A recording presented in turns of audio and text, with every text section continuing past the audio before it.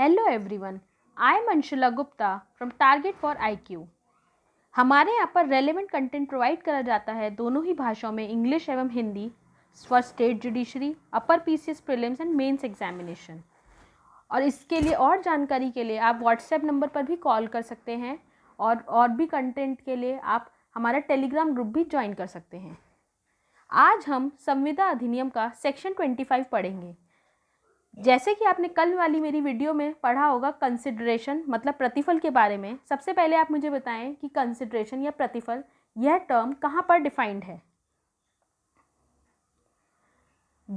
Section 10 of Indian contract act के हिसाब से consideration is an essential for valid contract, मतलब अगर किसी कॉन्ट्रैक्ट में कंसिडरेशन नहीं है तो ऐसा कॉन्ट्रैक्ट वॉइड कहलाता है। लेकिन इस रूल के भी कुछ एक्सेप्शंस हैं जो कि सेक्शन 25 में दिए गए हैं। सबसे पहला exception natural love and affection.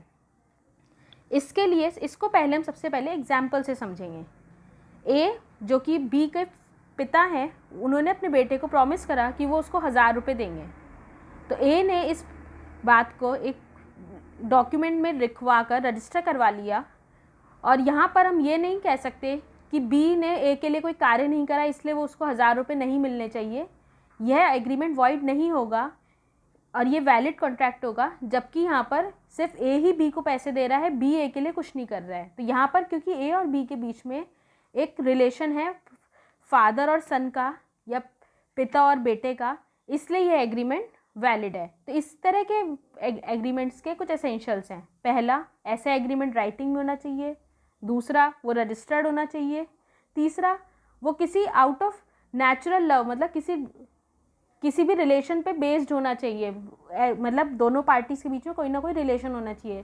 फिर चाहे वो सगे रिश्तेदार वाला हो या फिर आपके पेरेंट्स वाला हो या फिर जैसे कि पति पत्नी फिड्यूशरी रिलेशनशिप हो। अब second exception, promise to compensate for something done voluntarily. इसको भी हम पहले एक एग्जाम्पल से समझते हैं। ए ने बी का पर्स उसको ढूंढ कर दिया जो कि खो गया था। तो बी ने ए को बोला कि वह उसको 500 रुपये देगा पर्स ढूंढने के लिए। तो यहाँ पर बी ने पहले से कोई अनाउंसमेंट नहीं करा था कि वो जो भी उसका पर्स ढूंढेगा उसको 500 रुपये मिलेंगे। यहाँ पर जब ए ने ढूंढ दिया बी का पर्स तो तब उसने बोला कि उसको वह 500 रुपये देगा क्योंकि उसने उसके लिए कुछ कार्य करा है खुद से वॉलंटरीली। तो इसको भी हम वैलिड कॉन्ट्रैक्ट मान सकते हैं। तो इस तरह के एग्रीमेंट्स के एसेंशियल हैं। पहला, promise to do something wholly or in part, जैसे कि यहाँ पर बी ने प्रॉमिस करा ए को कि वह उसको 500 रुपये देगा उसका पर्स ढूंढने के लिए। और सेकंड पॉइंट, वो कार्य जो भी जिसके लिए उसको 500 रुपये मिल रहे हैं वो कार्य वो पहले ही कर चुका हो। तो जैसे कि ए ने बी का पर्स पहले ही वो ढूंढ चुका था तो इसलिए वॉलंटरीली उसने खुद से करा, बी ने उसको ऑर्डर भी नहीं दिए कि तुम मेरा पर्स ढूंढ के लाओ। तीसरा, something which the promisor was legally compellable to do. इसका मतलब है कि बी ने का जब पर्स मिला तो उसको खुद से उसका कार्य पूरा सिद्ध हुआ, मतलब एक लीगल कार्य था उसका, लॉ का मतलब कुछ भी अनलॉफुल एक्टिविटी नहीं थी। वो उसका पर्स ढूंढ कर लाया जिससे कि उसका बहुत ही ज़रूरी सामान, पर्स हमारा ज़रूरी सामान होता है, वो मिल गया। तो इसने वो लीगली कंपेल हो गया उसको पैसे देने के लिए, 500 रुपये गिफ्ट या इनाम के तौर पे कह सकते हैं देने के लिए। तीसरा एक्सेप्शन, प्रॉमिस टू पे अ टाइम बार्ड डेट।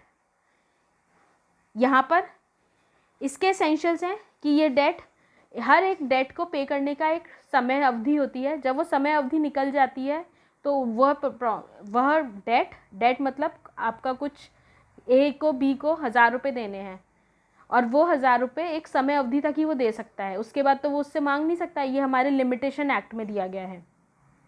लेकिन ऐसा डेट जो कि जिसकी समय अवधि पूरी हो चुकी है, लिमिटेशन पीरियड पूरा हो चुका है, उसके बाद भी अगर उसको मिल रहे हैं तो ऐसे डेट टाइम बार्ड डेट होते हैं। तो उस ऐसे डेट को मिलने की कोई उम्मीद नहीं होती है, पर अगर 1000 रुपये में आपको 500 रुपये भी मिल रहा है तो वो आपका बोनस है।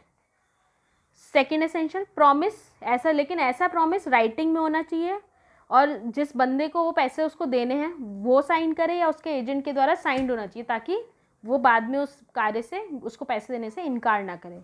तीसरा एसेंशियल, प्रॉमिस में भी either wholly or in part of the debt, जैसे कि यहाँ पर 1000 रुपये उसको देने थे, 1000 के बदले वो 500 दे रहा है तो 500 रुपये दे के उसका 1000 रुपये का डेट माफ़ हो जाएगा। तो प्रॉमिस है कि उसका एक पार्ट दे रहा है लेकिन उसका डेट पूरा माफ़ हो जाएगा। चौथा, promise must be in respect, लेकिन प्रॉमिस ऐसे ही डेट के रिस्पेक्ट में होना चाहिए जिसका कि जो कि टाइम बार्ड हो चुका हो। अब इसका हम एग्जांपल से समझते हैं। ए के पास बी के 1000 रुपये हैं, लेकिन ये डेट टाइम बार्ड हो चुका है, तो ए ने साइन करा एक रिटर्न प्रॉमिस बी को कि वह 500 रुपये देगा उस 1000 रुपये के डेट को क्लियर करने के लिए, तो यह एक वैलिड कॉन्ट्रैक्ट होगा और ये वॉइड नहीं होगा, जैसे कि इसमें कोई कंसिडरेशन नहीं है। पांचवा एक्सेप्शन, कंप्लीटेड गिफ्ट। जैसा कि आप जानते हैं कि हम जब किसी को गिफ्ट देते हैं तो हम उससे बदले में उससे कुछ नहीं लेते, तो वो गिफ्ट भी नहीं लेते, मतलब उससे कंसिडरेशन में कुछ नहीं लेते, तो यह गिफ्ट भी का देने का कॉन्ट्रैक्ट भी वैलिड कॉन्ट्रैक्ट होता है। ये आपके किसी भी, आप अपने फ्रेंड्स को दे देते हैं, फैमिली को, किसी को भी आप देते हैं गिफ्ट, आप उससे बदले में ये नहीं कहते कि आप मुझे उसके लिए पैसे दो या कुछ भी। पांचवा एजेंसी, कॉन्ट्रैक्ट एक्ट के अंदर एक स्पेशल कॉन्ट्रैक्ट होता है एजेंसी, कॉन्ट्रैक्ट ऑफ एजेंसी। तो एजेंसी को क्रिएट करने के लिए, मतलब हम जब किसी ए बी का एजेंट है, मतलब ए बी के लिए कोई कार्य करता है, उसके बिहाफ पे कार्य करता है, उसके लिए कार्य करता है, तो ए जब बी का एजेंट बना है, उसको एजेंट बनने के लिए उस ए को कोई पैसे नहीं देने पड़ते हैं, तो एजेंसी के रिलेशनशिप भी विदाउट कंसिडरेशन वाला एग्रीमेंट है और ये भी वैलिड होता है। फिर एक और एक्सेप्शन है चैरिटी, जैसे कि हम गरीबों में खाना बांट देते हैं या ऐसे किसी की नीडी की हेल्प कर देते हैं, तो ऐसे कार्यों को भी, तो वो लोग हमारे बदले में कुछ नहीं करते हैं, तो इन सब कार्यों के बदले में भी हमें कुछ पैसे नहीं मिलते हैं, फिर भी ऐसे एग्रीमेंट्स वैलिड होते हैं। अब अभी तक हमने जितना पार्ट पढ़ा है उसमें हमारे पार्ट में 2 डॉक्ट्रिन्स और थी जो कि बहुत इंपॉर्टेंट है हमारे लिए। पहला है doctrine of privity of consideration. इसका मतलब यह होता है कि कंसिडरेशन जो है वो जो इंसान प्रॉमिस करता है वही दे सकता है, कोई दूसरा तीसरा बंदा जिनके बीच में कॉन्ट्रैक्ट हुआ है उनसे कोई तीसरा बंदा कंसिडरेशन नहीं दे सकता है। तो यह रूल इंग्लिश लॉ में अप्लाई होता है, लेकिन इंडियन लॉ में यह रूल अप्लाई नहीं होता है। जैसा कि हमने कंसिडरेशन की डेफिनेशन में भी पढ़ा है कि consideration can move from promisee और एनी अदर पर्सन, मतलब कंसिडरेशन या तो प्रॉमिस करने वाला या कोई और पर्सन भी, तीसरा बंदा जिनके बीच जिसका कि उस पहले वाले बंदे से कॉन्ट्रैक्ट भी नहीं हुआ है, वो भी दे सकता है।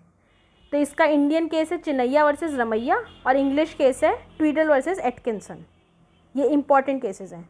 अब एक और डॉक्ट्रिन है doctrine of privity of contract. इसका मतलब यह है कि कॉन्ट्रैक्ट के पूरा ना होने पर जो दोनों पार्टीज़ इनके बीच में कॉन्ट्रैक्ट हुआ है वही एक दूसरे को के ऊपर केस कर सकती हैं उनके पूरा ना होने के कारण से।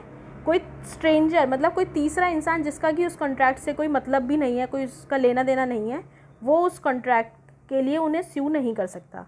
तो यह रूल समानतः इंडियन लॉ और इंग्लिश लॉ दोनों में अप्लाई होता है। जैसे कि कोई कॉन्ट्रैक्ट है ए और बी के बीच में और इससे कुछ बेनिफिट है जो कि एक्स को मिलता है, लेकिन एक्स उसके लिए उन ए और बी के ऊपर केस नहीं कर सकता है वो बेनिफिट्स के लिए, जबकि कॉन्ट्रैक्ट के पूरा ना होने से एक्स को नुकसान होगा, तब भी एक्स क्योंकि वो स्ट्रेंजर है, थर्ड पार्टी है, वो कॉन्ट्रैक्ट को एनफोर्स कराने के लिए केस उन ए और बी पर नहीं कर सकता है। लेकिन इस डॉक्ट्रिन के भी कुछ एक्सेप्शंस हैं।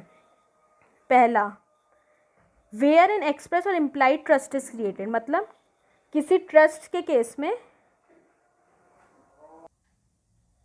एक्सेप्शंस। पहला, वेयर एन एक्सप्रेस और इम्प्लाइड ट्रस्ट इज क्रिएटेड, मतलब जो ट्रस्ट के केस में किसी एक बेनिफिशियरी को कुछ बेनिफिट या कुछ फ़ायदा मिलता है, तो उसमें जिसको फ़ायदा मिल रहा है वो भी कॉन्ट्रैक्ट के पूरा ना होने के लिए स्यू कर सकता है। इसमें एक इंपॉर्टेंट केस है ख्वाजा मोहम्मद खान वर्सेस हुसैनी बेगम का, जिसमें कि ये हेल्ड किया गया था कॉन्ट्रैक्ट अगर दो लोगों के बीच में किया गया है फॉर द बेनिफिट ऑफ किसी थर्ड पर्सन, तो पर्सन जिसके लिए जिसको बेनिफिट मिलने वाला था वो स्यू कर सकता है अगर उसको वो बेनिफिट्स पूरे ना मिले। तो इसको हम एग्जाम्पल से भी समझ सकते हैं कि अर्जुन के फादर ने अपने इलेजिटिमेट सन रवि के लिए अपने मरने से पहले अर्जुन को एक प्रॉपर्टी दी थी, एस्टेट दिया था, और ये बोला था कि अर्जुन एक अमाउंट है 5 लाख का, वो उसको ट्रांसफ़र करेगा रवि को जब तक कि वो 21 साल का नहीं हो जाता है। लेकिन अर्जुन ने उस रवि के 21 साल के होने के बाद उसको वह 5 लाख का अमाउंट नहीं दिया, तो और जब रवि ने मांगा तो उसने उसका शेयर उसको मना कर दिया। तो रवि ने सूट फाइल कर दिया अर्जुन के खिलाफ और कोर्ट ने हेल्ड करा कि रवि के नाम पे एक ट्रस्ट क्रिएट हो गया था अर्जुन और उसके फादर के कॉन्ट्रैक्ट से, और रवि को जो है राइट है वो 5 लाख रुपए मिलने का, दो वो पार्टी नहीं है अर्जुन और उसके फादर के कॉन्ट्रैक्ट के बीच में तब भी। दूसरा एक्सेप्शन है इसका फैमिली सेटलमेंट। इसमें है कि जब कोई सेटलमेंट होता है, मतलब कोई पॉइंट्स, कोई रूल सेटल होते हैं, जैसे कि कोई पार्टीशन हुआ है फैमिली का, या फिर कोई मेंटेनेंस दिया जाना है किसी को, या मैरिज के एक्सपेंसेस मिलने किसी फीमेल मेम्बर को, तो जो कॉन्ट्रैक्ट है वो उनके लिए बना नहीं, उनके बेनिफिट के लिए बना है, लेकिन वो उसमें पार्टी नहीं है, तब भी उन्हें वो उनके पूरा ना होने के लिए वो उन्हें स्यू कर सकते हैं। इसको हम एक एग्जाम्पल से बेहतर समझ सकते हैं। ऋतिका वो एक हिंदू अनडिवाइडेड फैमिली, मतलब वो एक जॉइंट फैमिली में रहती थी, तो उसकी फैमिली ने एक प्रोविज़न बनाया उसकी शादी के लिए, लेकिन बाद में फैमिली का पार्टीशन हो गया, तो उसको वो पैसे जो भी उस डिसाइड हुए थे उसकी शादी के नाम पे जो उसे मिलने थे वो उसे नहीं मिले। तो ऋतिका ने सूट फाइल कर दिया, केस फाइल कर दिया मैरिज एक्सपेंसेस के लिए। तो कोर्ट ने यह हेल्ड करा कि जो पहले कॉन्ट्रैक्ट हुआ था जिससे कि ऋतिका को शादी के लिए एक्सपेंसेस मिलने थे, वो उसमें पार्टी नहीं थी, मतलब वो पार्टी टू कॉन्ट्रैक्ट नहीं थी, मतलब मेन पार्टी नहीं थी, पर क्योंकि उसका बेनिफिट उसको मिलना था, उसका फ़ायदा उसको मिलना था, पैसे उसको मिलने थे, इसलिए वो केस जो है फाइल कर सकती है जब उसको बेनिफिट्स नहीं मिले हैं तब। तीसरा, कॉन्ट्रैक्ट थ्रू एन एजेंट। इसका मतलब, इसका एक्सेप्शन का मतलब ये होगा कि कोई कॉन्ट्रैक्ट किसी एजेंट के द्वारा एंटर करा गया है, किसी एजेंट ने करा है अपने मास्टर के लिए, मतलब अपने जो भी उसके सुपीरियर है उनके बिहाफ पर, उनके नाम से, तो उसमें भी सुपीरियर लायबल होगा।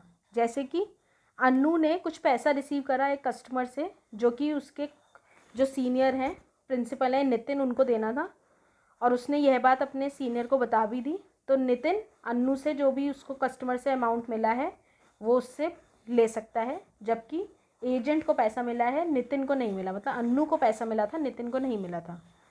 चौथा और आखिरी एक्सेप्शन, असाइनमेंट ऑफ कॉन्ट्रैक्ट। इसमें इसका मतलब होता है कि कॉन्ट्रैक्ट किसी थर्ड पार्टी के फेवर में रख दिया गया है, पहले से ही डिसाइड हो गया है कि वॉलेंटरली या किसी लॉ के ऑपरेशन से। जैसे कि कोई पर्सन इंसॉल्वेंट है, तो किसी और ने कॉन्ट्रैक्ट एंटर करके उसके लिए साइन कर दिया कि हाँ जो भी बेनिफिट्स होंगे वो उस इंसॉल्वेंट पर्सन को मिलेंगे, मतलब जो कि दिमागी रूप से सही नहीं होते हैं, तो वो ऐसे लोग कॉन्ट्रैक्ट में एंटर तो नहीं कर सकते हैं, मतलब वो कॉन्ट्रैक्ट तो नहीं कर सकते, लेकिन वो किसी कॉन्ट्रैक्ट से उनको फ़ायदे, मतलब उनको बेनिफिट्स तो दिए जा सकते हैं। लेकिन यह रूल लाइफ इंश्योरेंस पॉलिसी के केस में अप्लाई नहीं होता। Thank you. आई होप आज के इस वीडियो से आपके कंसिडरेशन और उसके एक्सेप्शंस के कॉन्सेप्ट्स और ज़्यादा क्लियर हो गए होंगे। Please do refer the bare act for more clarity while watching the videos. Please stay safe and stay at home, and don't forget to like, share and subscribe this video, and for any doubts post your questions in the comment below. And also please don't forget to answer the question for today, which is कि consideration या प्रतिफल यह term कहाँ पर defined है Indian contract act के अंदर।